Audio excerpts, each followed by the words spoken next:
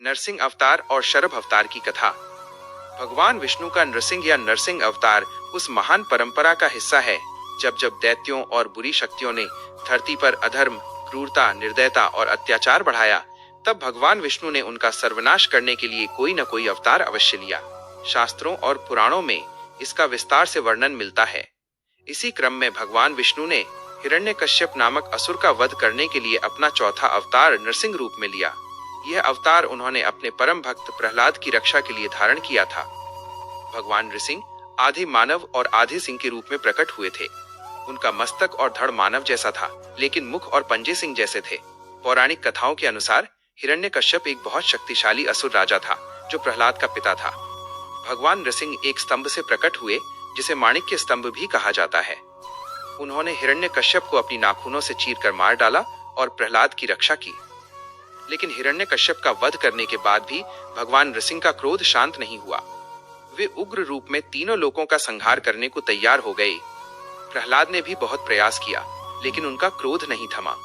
तब सभी देवता भगवान शिव के पास पहुंचे और नृसिंह को शांत करने की प्रार्थना की। सबसे पहले शिवजी ने अपने गण वीरभद्र को भेजा, लेकिन वे भी असफल रहे। जब कई प्रयास विफल हो गए, तो ब्रह्मा जी के अनुरोध पर भगवान शिव ने शरभ नामक अवतार लिया। यह अवतार बहुत अनोखा और शक्तिशाली था। शरभ का आधा भाग सिंह, आधा मनुष्य और आधा पक्षी का था। उनके 8 पैर थे और वे शेर से भी अधिक बलवान थे। इस रूप में शिवजी नृसिंह के पास पहुंचे। उन्होंने अपनी पूंछ से नृसिंह अवतार को बांध लिया और उन्हें पाताल लोक ले गए। नृसिंह ने बहुत प्रयास किया, लेकिन शरभ की पकड़ से मुक्त नहीं हो सके।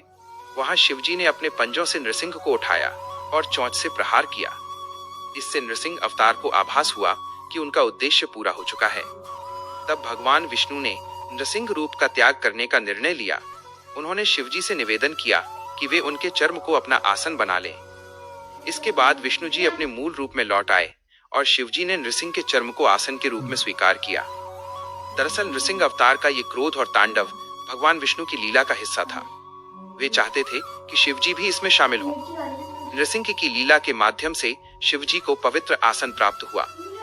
इस कथा से हमें क्रोध पर नियंत्रण और देवताओं की महान लीला का संदेश मिलता है।